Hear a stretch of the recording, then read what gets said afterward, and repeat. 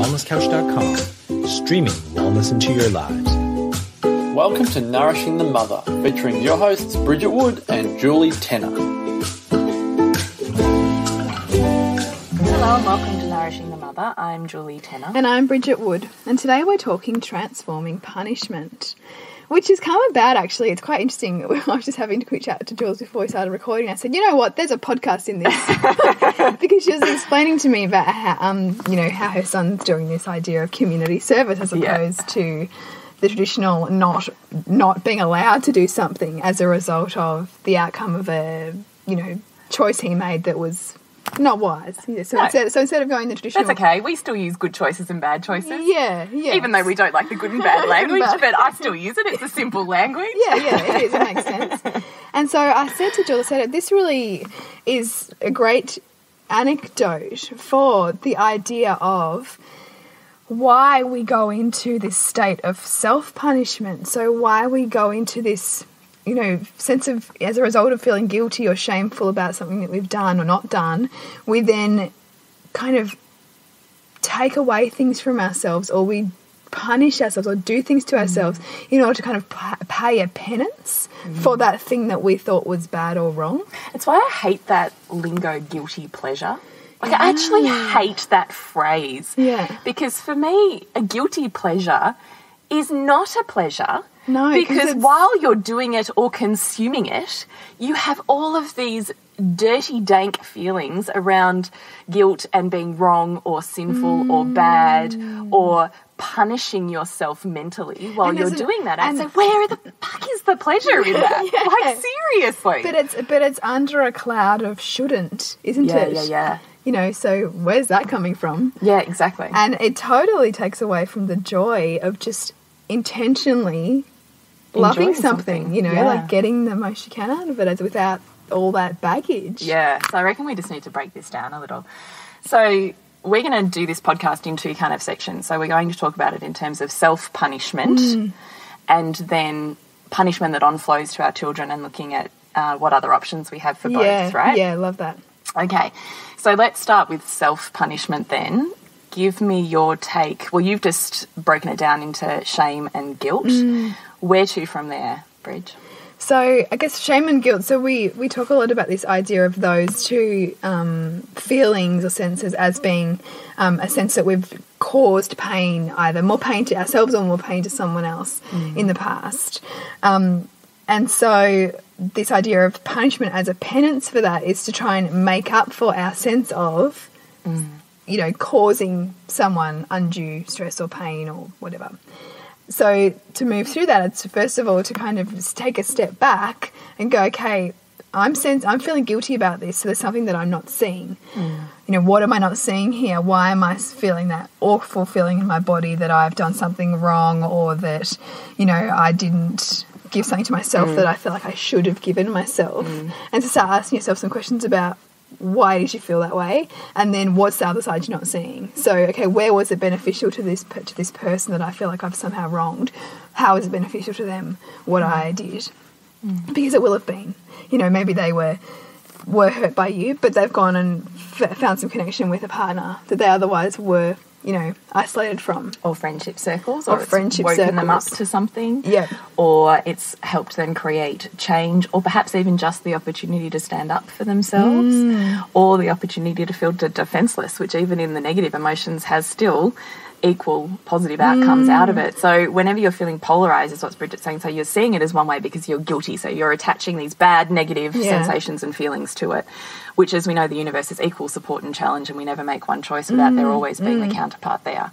So when you're feeling just the one polarization, the one negative thing, this is bad and wrong, you're not seeing this. You're not seeing the full spectrum. Yeah. And the only way to balance that feeling of guilt is to actually balance your emotional perception on that one problem. So Bridget's saying, look for the opposite. Where is it not bad and wrong? Yeah. Where is it actually serving and supporting both yourself and that person? And I think serving is that key term, because you know what it's like. There's that classic idea of, you ask your partner, does my bum look big in this? And of course, he's supposed to say no, right? Because, he's not supposed to give you the truth, because that could hurt you. But if you transform that idea to something else, so often, you know, the greatest friends we can have are the ones who are going to be honest with us, who are going to sometimes say the things that might challenge us out of love for us, because we know that love is not simply just support, love is also challenge.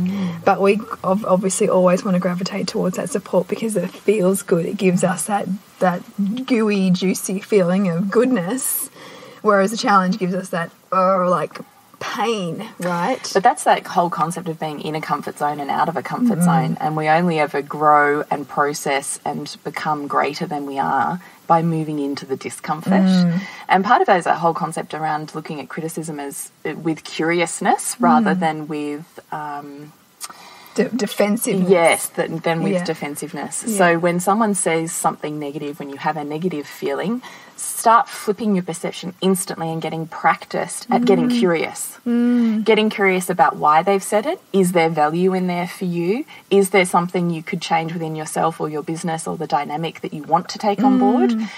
What's happening on the other side of that emotional part that it's playing? Where has it come from? Where are the messengers? What's the other side? Where has that happened in your childhood? You know, all of this stuff is about getting curious about your reaction rather than just simply running reacting with it. And getting caught up in the heady emotion of just going into blame or all of those kinds of defensive reactions that we all have. Yeah. So back to guilt. So the way through guilt is to see that in essence you're viewing that perception as you've caused more pain than pleasure to that person in that moment, is to start to see that it serves just as much on the other side, just not in the form that you're looking for it in. Yes. Shame. What's your take on shame? Well, shame's often how we feel towards ourselves. So guilt's something typically that we would feel towards somebody else, and shame's how we often feel towards ourselves. And shame often comes from childhood beliefs that we've carried forward and tried to live our life by. And so we will continue to sort of re-trigger those same feelings that take us right back to that place as a child where we felt, you know, like we were this big and we wanted the ground to open up and swallow us, you know. And so, again, it's the same similar thing, but it's going back and asking yourself, okay, how did that serve me? How did those feelings of shame serve me, as opposed to wanting to run away from your pain in that moment? Because sometimes those shameful moments in our childhood can define our future path. You know, they create such a sense of something missing, like this massive gaping void for us, that they fuel us for the rest of our lives. And that's about looking for the support in that too. Yeah. So that no matter, like, it's in the moment, but then it's how has it served you moving forwards too. And in the moment, you know, often because shameful feelings are associated with that sense of feeling alone and unsupported, and you know, you would feel like, well, there's nobody supporting me because all I felt was alone. But there would have been somebody supporting you. And a great way to practice, you know, awakening your intuition is to in those moments ask yourself, who was supporting me? Because your intuition knows, and it's seeking to reveal that to you. And once you can see that there was somebody else, not even in that physical space that you were in, but somebody in your awareness, whether it was your mother at home perhaps, and in the exact moment that you whether it was maybe you were on a playground and you wet your pants or something and kids were laughing at you. In that exact moment, your mum might have been having a really heartfelt, loving moment or sense or feeling towards you. The interconnectedness. Yes, because you're always connected. And that's beautiful to think, right? And that's exactly what happens in every single moment of every single day. There's never the absence of both of those interplays, you know, the supporter and the challenger. And so the more that you can ask yourself, okay, well, clearly this is a big charge for me. I feel really, really ashamed about that situation. Okay, well, where was I being supported where I felt like I was so challenged? And the more you can ask that, the more you'll get answers. And it's really powerful. Yeah, I really love that stuff. So where to from here? So self-punishment. Okay, let's take it back. So feelings of shame and guilt. And punishment in itself I find a very interesting mental process that I often think it's almost the backwards way of creating motivation within us. Yeah. Well, a lot of fitness is punishing. Right? Yeah. And I mean, we don't want to, we always talk about everything serving, punishment to a degree serves, right, doesn't it? Because sometimes that's what you need to do to get yourself across the line, particularly in a grueling physical sense. But it's just the way in which it's done. We're not trying to disown anything, right? So No. punishment still has a place, but it's about getting conscious around it and conscious of your internal dialogue, because you are always listening. Right? Even when you think you're not, your physical body, your emotional and spiritual body is always listening. So whatever's happening mentally inside your head will be reflective in your physical form. Yeah, yeah. So it's really worthwhile getting conscious about what those self-punishing thoughts were. And even having a little think about, if I banished punishment from my mind, how would my life be? How would I be? How would I be with my kids? How would I be with my partner? How would I be with my career? How would I be in my body? Just having a think about how much the degree to which your self-punishing thoughts alter your daily perceptions, routines, physical form even, is just worthwhile balancing that, because I think often for women the self-mental punishment and the mothering self-flagellation that happens internally, the mothering one, is like it's epic. on. It's epic, really. Yes, it's a perfect word for it. So it's worthwhile just one, bringing consciousness to it. And then two, once you've looked at the shame or the guilt or the childhood memory that's associated with whatever's happening in there, is also about why is it there? So why have you chosen, unconsciously most likely, at some point in your life to carry the belief that, insert whatever you're saying in your head, and punishing yourself? Why have you chosen punishment as the form of motivation? Because it will be there to motivate you to something. Yeah. So either it's motivating you towards, I don't know now, you know, I'm so crap and I'm worth, you know, not even haven't exercised all week and whatever, and I'm going to consume that tub of ice cream. There's a punishing thought that gets you to the ice cream, right? Yeah. So where one is the sweetness in life that you're not giving yourself consciously, that you need to give yourself unconsciously. Or that you're not seeing, right? So totally. Or the perception. Yeah, totally. Or is it my soul trying to, in a way, or through my physical body, wake me up to something that I'm not choosing to consciously be conscious to in my day-to-day life. So it's that whole, you know, even in that book, The Women Who Run with the Wolves, she talks about this, you know, the witch archetype or the dark, scary man figure archetype that's coming in, and it's like this intense kind of scary wake up to that woman on her conscious wild woman level to go, snap out of it, see what you see, hear what you hear, and act on that. And if you're turning a blind eye, you will find a really creative way unconsciously to wake you up to it. Yeah. And punishment is often that.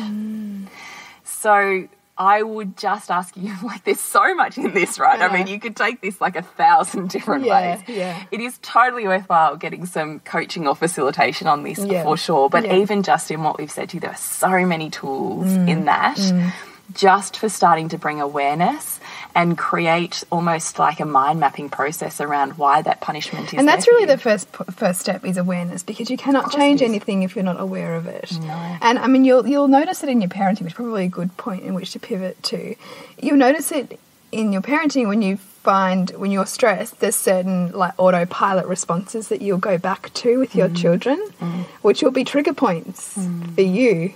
Right? And they often can be born, the seed of those can be in punishment, because that's often how we were treated. And you go back to what you know. And punishment for generations has really been the way to control children. Well, I was about to say, and even not just children, right? Society. Yeah. Like, we have been brought up in this culture that to really, I mean, essentially we're looking at, we're in a way saying punishment is bad. We're not, but we're saying bring consciousness to it, because it is there for a reason, and often it's a motivator, both for ourselves personally and for our society. So as a society label, it's kind of been put there as a structure that says to be a contributing, good, you know, citizen, here's the path you have to travel. And when you don't, here's the consequence. And we want to avoid pain. Yeah. Like, we're hardwired to avoid pain, as we all know. So we toe the line. So we toe the line. We seek the pleasure, and it keeps society functioning. And the threat of punishment is what keeps people, you know, in inverted commas, good.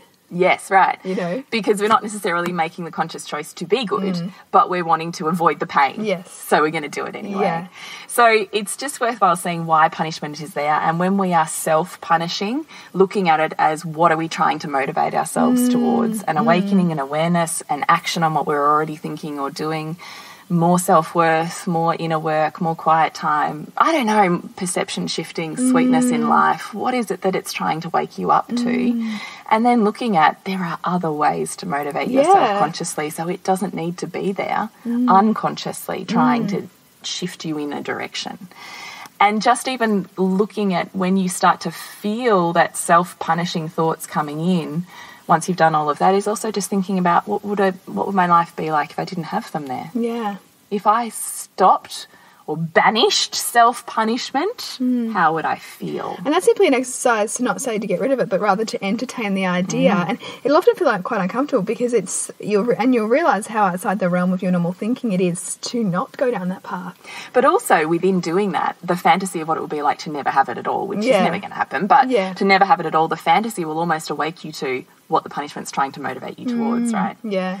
Because what you're not willing to give yourself, you will unconsciously find a way to give yourself. Give yourself it, yeah. And punishment is motivating.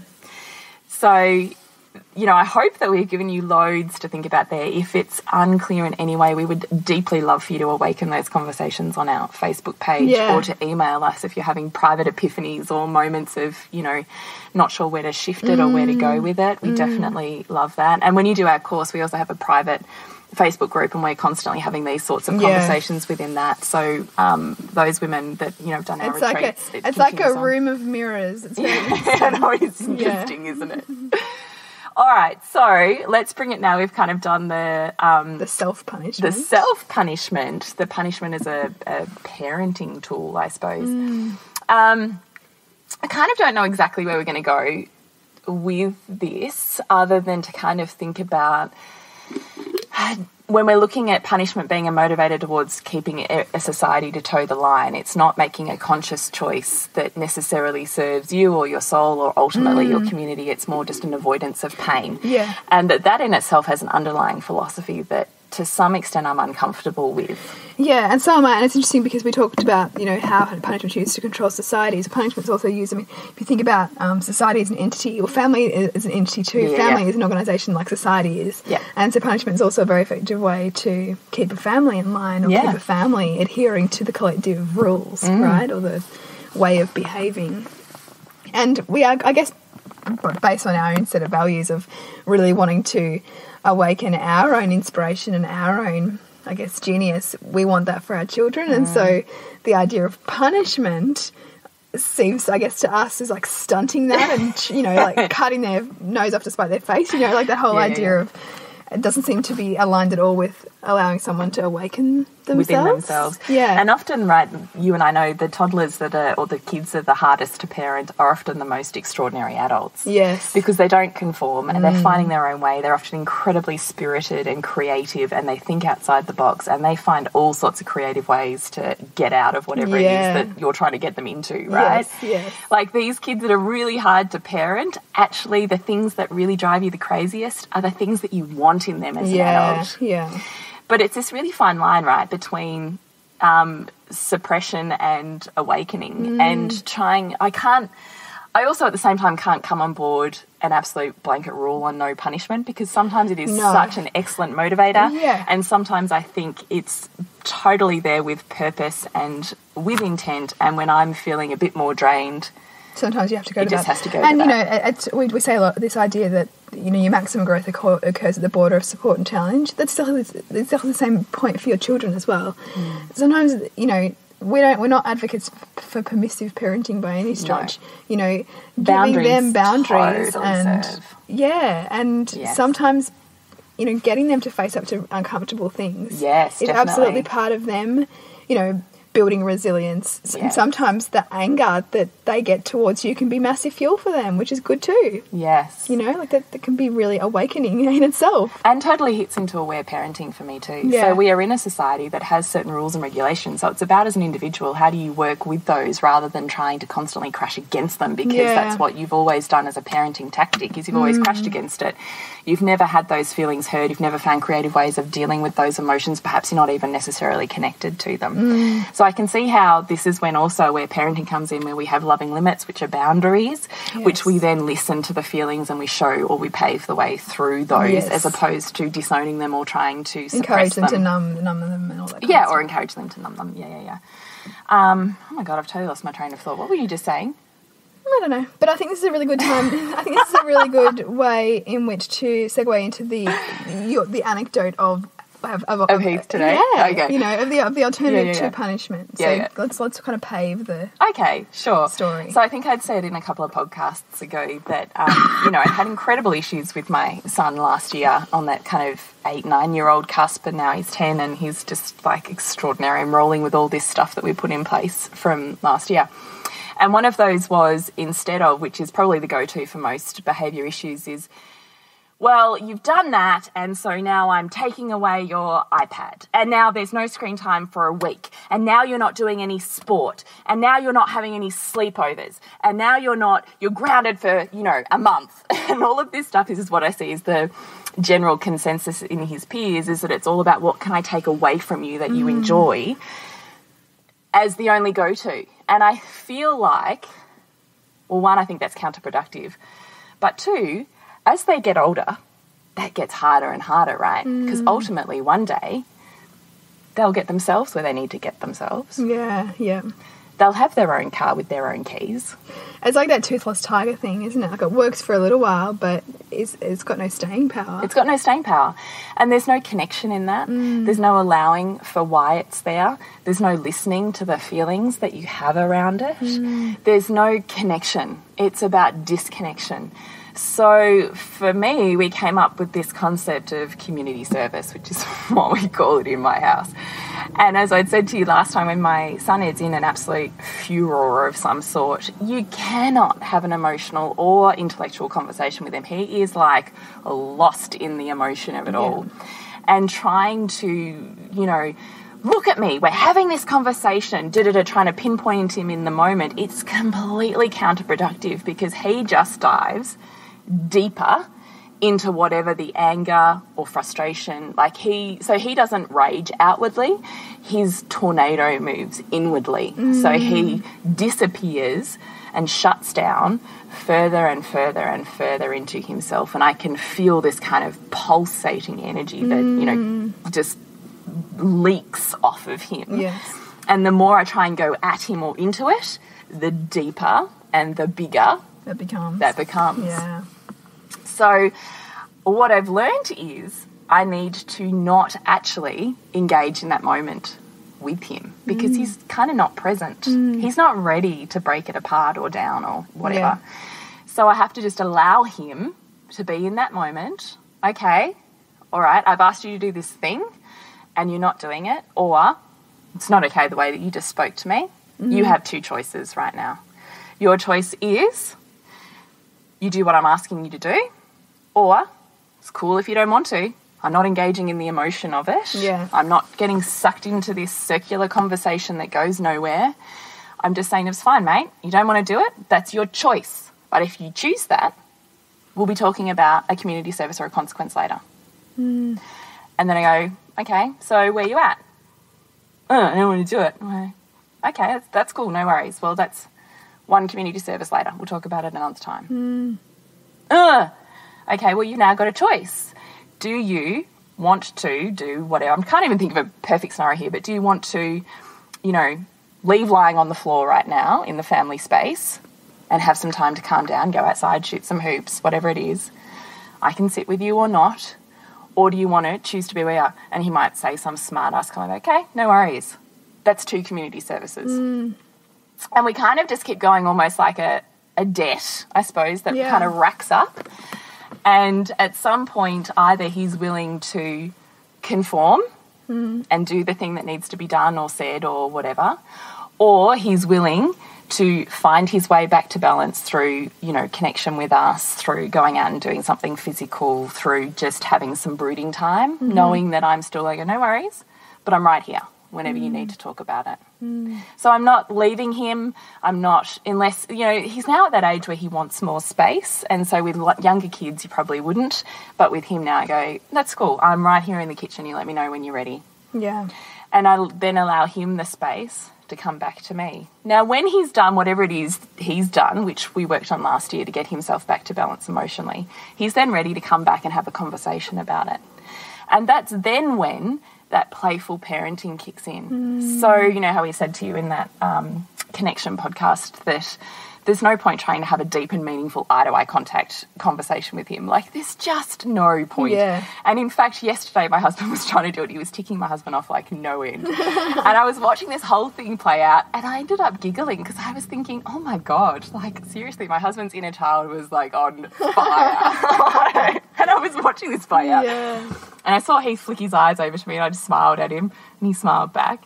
And then at some point he giggled, and my husband shot me death daggers. And I just laughed. And I said to him, oh, come on. So does if connection and seriousness has to be this serious? Yeah, so I played with my husband in it too. Yeah, right. And I went over because Heath was just getting deeper into it, and so was my husband, right? And so here comes the playful parenting. So I went over to Heath and I said, listen, if I was you, I'd be playing to my assets. I'd be looking at my dad going, I read what body language is happening there. I see what emotion is rolling off him there. What I'm doing isn't working. So how about I use what I have at my disposal? Yeah. I said to him, I'd use my assets. I'd smoochy and I'd sidle up next to him and I'd brush his face. And then I kind of did this whole demo, you know, oh, I love you so much, and, you know, all of this type of stuff. And I'm like talking to it like it was, you know, telling Heath, you know, use the stuff that you've got because where you're getting you is like nowhere at the moment. Yeah. And so by the end of that, like seriously 1 minute demo, Heath was laughing. My husband had snapped out of it and was like giggling and laughing as well. Yeah. Completely diffused it. And then I said to Heath, seriously? He goes, all right, I'll stop being a pill. And I went, yes, that is what I want. I want you to stop being a pill. Like this. And he just like owned it. Yeah. And he goes, all right. So then we would have the discussion, okay, so you made all of these really not great choices. Probably something different would have been better. What do you reckon would have been better? And he knows it. He's willing to come up with it by then. And then we say, all right, well, you've racked up a debt of 8 community services here. So we put in community service. So he, instead of taking things away from him, we add things in for him to do. So this is a way of him paying back the love, I suppose, that he's taken away, rather than just trying to take away what is already his, I suppose, the punishment aspect. It becomes more of an act of service rather than a withdrawal of pleasure. And I mean, active service it's just so powerful because that's our own individual ultimate contribution to this world is how can we be of service to others? That's what we should all be asking ourselves. And so to cultivate that practice, even if it is sometimes as a result of a decoy from punishing him, you know, it certainly cultivates that sense in him of seeing the gratitude from others through the service that he can do. 100%. Which is a really lovely way to facilitate that result that you want from him. Well, it's a concept. It's beyond forgiveness, right? Yeah. It's a way of starting to think about the damage you've done to a person or a situation and how can everyone feel better in that? What's the win-win out of this? Right? It starts to create that. Yeah, and that's a good point, actually, saying it that way, is it? You know, it's looking for a win-win as opposed to somebody having to lose, which the punishment model is always about, isn't it? Yeah. And, you know, if you think about it, if you go back to your own childhood, because most of us would have been subject to the things being taken away from us, you know, that often just breeds a simmering resentment for the whole duration of time that you don't have that thing that you wanted, you know, and that doesn't facilitate a sense of connection at all. It just makes you rail against the authority, you know, that you're faced with. And I don't think it also creates ownership around what you've done either. No. Like, I'm a big one on it doesn't matter what you've done as long as you own it. Yeah. And you say, I get that that's what I did, that's the choice I made, and that's the impact I had. Here's my role in that situation. Yeah. Here's what I chose. Because I wasn't just a victim in this situation. Yeah. I mastered this in some way. So I'm big on ownership. So it doesn't matter what, and I think about this even for teenagers, it doesn't matter. And even in Lael's podcast, she'd mentioned that with her son on the teenager one, that he'd had this shitty thing happen with a teacher and he'd had a role to play with that. So she came home, she listened to his feelings around it, and then she helped him own it by going back and addressing it. And that is what I want for my kids. It doesn't matter what you did, because hell, we all make mistakes. Yeah, totally. It's not the mistake. It's the lesson you take from it. And exactly, the lesson you take from it and the self-ownership within that. Yeah, what part did I play? What part did I play? What can I learn from that? How can That's right. You know, as opposed to simply just feeling shameful or wanting to put it out of your mind. Or guilty, or disconnecting from it. Yeah, or angry about it, because the thing is, if it's all about taking stuff away, you've almost kind of, the whole event that contributed to the thing being taken away from you kind of pales in comparison to the pain you now feel of not having the thing that you wanted. So you're spending this time as a child thinking so much about the show that you can't watch anymore, or the iPad you don't have anymore, and woe is me, poor me. That becomes bigger than Ben-Hur, and you've forgotten about the whole reason in which that's even happened. That's right. You know, whereas the idea of an act of service flips that, so that you can say, oh, I'm doing this community service because, and it's quite present to you. Yeah, you know, it is. Well, why you're doing it, but you're getting benefits out of giving service to other people at the same time. So once we've got this debt and we say to him, okay, in this incident you've had 2, you've had 8, you've had whatever, because depending on how big that furor has been with him will depend on, you know, where we're at with it. One, he owns that. He just doesn't quip about it. He's like, yeah, fair enough. You know, when he's really moved through the emotion, he's willing to own it. So then we have a discussion. I put it back on him and I say, okay, so you've got 8 community services here. I want you to think about what you did, what you said, how you behaved, the impact that had on the people around you. And then I want you to think about what would be an equal way for you to pay that back so that you feel good and they feel good. I want you to think about the impact.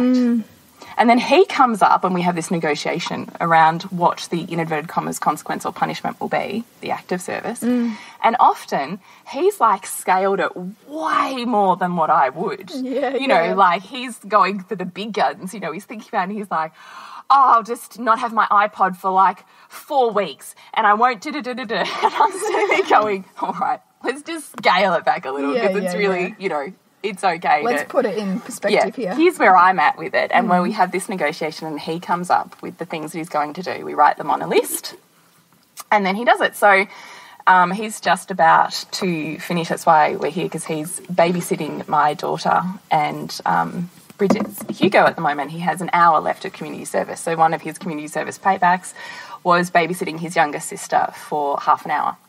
And he chose to do, he had 8 that he had to pay back from the other week. He chose to do 5 blocks of that. So I don't know what that is. What is that, like 2.5 hours of babysitting his younger sister, where he has to just intensively, one, look after her, meet all her needs and play whatever she wants to play.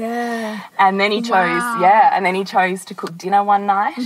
And then he chose, I can't even remember. Can I say, this is genius. You are creating win-wins for yourself. Oh, this 100%, right? 100%. And when he comes up with something that I know isn't going to really serve me, I go, yeah, no deal. The plot thickens. I know. I see the bigger agenda. Totally serves. And can I tell you, he then looks at this list and he goes, no worries, I'll do that. And I do also put in there, look, it's totally cool that we do all the normal stuff that we do in a week, but there's no extra screen time until you've kind of paid this back. There's no kind of distraction time until this debt's recovered. And he 100%, and I'm not even lying, without any quip, quo, whatever, he masters that list. He like attacks it and he looks at it and he figures out his week and he's already slotted in and programmed when he's doing it. This is such awesome learning for a person, let alone a child, right? Yeah. Like, that's fantastic. Totally. Like, I'm freaking loving on it. Like, it came out of, I don't even know how I came up with this, but it just came out of nowhere. And it totally 100% works so well. And then out of the shittiness, it's not, I'm not harbouring it, he's not harbouring it for the next month. Getting on with it. We've just moved through it because we've talked about it, we've laughed about it, we've released it, which for him is always going to happen more than tears. And we've created connection and a win-win. Like, how much better than punishment is that? And you get some meals cooked and you get some free babysitting done. I had tacos cooked for me one night. How nice. I was like thinking we were at the park and I'm going, I don't even have to cook tonight. This is like amazing. High five to me and my genius parenting. And then he's babysitting my youngest, which then gives me extra work time. So I've been like mad hacking at my ebook. That's awesome. Because I've had this week an extra 2 hours of Lola free time. That's so good. It's genius. Love it. So, I don't know, we've started to go over on this podcast, but I just want you guys to think about punishment as a general motivator, and how you can transform what punishment means for you and what punishment maybe means in your family. Yeah. That there are definitely alternatives. Asking yourself how you can flip that paradigm. Yeah, totally. Because we just had a great example. Well, we love a story, don't we? It makes it really poignant. It makes it tangible. It makes it real. It makes it accessible. It's not an abstract idea then. Yeah, totally. So please connect with us on Facebook. Yes. You can join our tribe on nourishingthemother.com.au/7 tips. Our course is now released. It is now released, yes. nourishingthemothercourse.com, and that's an online, we're only taking a limited number of, what do you call it? Sign-ups? Yeah, people. Yeah. Community into our tribe. Into our tribe to walk through our first online version of our retreat. Yeah, so it's a 4-week program, and we're really basically transforming the 2 days of content that we had in our retreat into a 4-week. Yeah, into a four-week module. 4-week course covering 4 different modules. Yes. And it's really, really practical. There's some fantastic, exercises in there. It's really the ability to apply what we talk about. Yeah, and there's a couple of live and webinars as well. So yeah, and you don't have to do it in 4 weeks too. I really totally get that some weeks are going to be full on and you're going to miss them. You have access to that. Yeah. It's no issue. Yeah. So please connect with us, rate us on iTunes. It keeps us going. It keeps us, whatever you call it, rating searchable thing in iTunes going. And communicate with us on Facebook because we just adore hearing your stories and email, your ripple. And email, yeah. We love it. So. Oh, and emails. Fun Stuff Fridays. Yes. Is what you get when you join up. And we're loving on that. We are. It's anything we're loving. Random stuff, loving from our lives and our homes. It can be quotes. It can be products and services. It can be anything. Just a really super short email. It's a nice way to balance the seriousness of some of the other stuff we tackle. Totally. Yeah, totally. And to connect with you, Bridget? SuburbanSandcastles.com. And you, Julie? ThePleasureNutritionist.com. So until next week when we continue to peel back the layers on your mothering journey. This has been a production of TheWellnessCouch.com. Check us out on Facebook and join in the conversation on Facebook.com/TheWellnessCouch. Subscribe to each show on iTunes and check us out on Twitter. The Wellness Couch, streaming wellness into your lives. Whilst the Wellness Couch presenter endeavor to provide accurate and helpful information to their listeners, these podcasts cannot take into account individual circumstances and are not intended to be a substitute for health and medical advice from a qualified health professional. You should always seek the advice of a qualified health professional before acting on any of the information provided by any of the Wellness Couch podcasts.